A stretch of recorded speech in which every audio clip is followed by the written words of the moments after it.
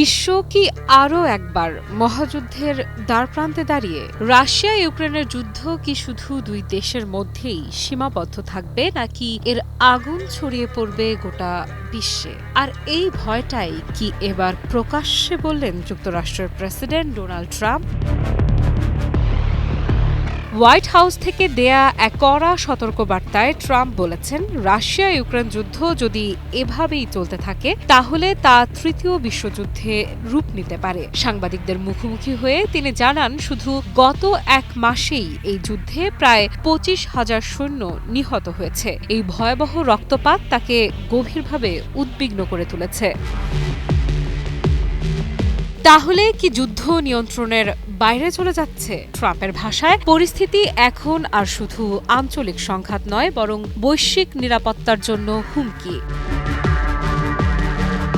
তাৎক্ষণিক যুদ্ধবিরতির আহ্বান জানিয়ে ট্রাম্প বলেন, তিনি এই হত্যাযজ্ঞ থামাতে চান। তার কথায় গত মাসেই 25,000 সৈন্য মারা গেছে। এটা মেনে নেওয়া যায় না। এ অবস্থার অবসান দরকার। তিনি আরও বলেন, যুক্তরাষ্ট্র বিষয়টি থামাতে কঠোর চেষ্টা করছে, কিন্তু যদি এই সংঘাত চলতেই থাকে তাহলে একসময় তা বিশ্বযুদ্ধে রূপ নিতে পারে। ট্রাম্পের স্পষ্ট বার্তা, আমরা তৃতীয় বিশ্বযুদ্ধ দেখতে চাই না।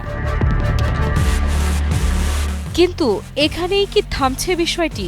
একসময় যিনি দাবি করেছিলেন কয়েক ঘন্টার মধ্যেই তিনি যুদ্ধ থামিয়ে দেবেন, আজ সেই ট্রাম্পই কি বাস্তবতার কঠিন দেয়ালে আটকে পড়েছেন?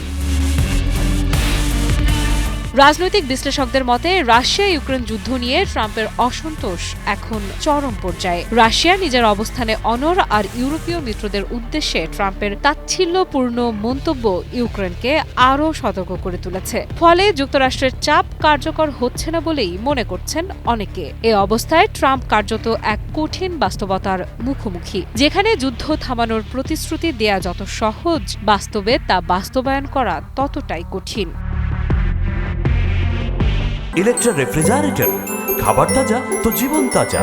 ইলেকট্রা, ফ্রিজের রাজা। হোয়াইট হাউসের ভেতরের চিত্রও যে স্বস্তিদায়ক নয়, সেটাই জানিয়েছেন প্রেস সেক্রেটারি ক্যারোলিন লেভিট। তিনি বলেন, শান্তি আলোচনা ধীর গতিতে চলায় প্রেসিডেন্ট ভীষণ হতাশ। তার ভাষায়, ট্রাম্প কেবল আনুষ্ঠানিক বৈঠক আর ফাঁকা প্রতিশ্রুতি চান না।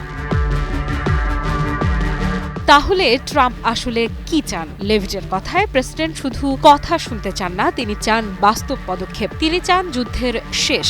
এই বক্তব্য থেকে স্পষ্ট, ওয়াশিংটন এখন ফলাফল ছাড়া আর কিছুতে আগ্রহী নয়। কিন্তু প্রশ্ন হলো, সেই ফলাফল আদৌ কি আসছে? এর মধ্যেই ট্রাম্প জানিয়েছেন, যুদ্ধ বন্ধের লক্ষ্যে যুক্তরাষ্ট্র ইউক্রেনের সঙ্গে একটি নিরাপত্তা চুক্তি করতে প্রস্তুত। এই চুক্তির আওতায় ইউক্রেনকে সব ধরনের সহায়তা দেওয়ার কথাও বলেছেন তিনি। অর্থাৎ সামরিক ও কূটনৈতিক দুই পথই খোলা রাখতে চাইছে ওয়াশিংটন। তবুও সমস্যা রয়ে গেছে। যুক্তরাষ্ট্রের প্রস্তাবিত শান্তি পরিকল্পনায় এখনো সম্মতি দেয়নি ইউক্রেন, আর সেটাই ট্রাম্পের হতাশার বড় কারণ। ইউক্রেনের প্রেসিডেন্ট ভলোদিমির জেলেনস্কির প্রতিও ক্ষোভ লুকাননি ট্রাম্প। তিনি মনে করছেন, শান্তির সুযোগ থাকা সত্ত্বেও কিয়েভ তা পুরোপুরি কাজে লাগাচ্ছে না। এই যুদ্ধ কি তবে আদৌ থামবে, নাকি একের পর এক সতর্কবার্তা সত্ত্বেও বিশ্ব ধীরে ধীরে এগিয়ে যাবে আরও বড় সংঘাতের দিকে? আফ্রিদা ইফরা, নিউজ 24।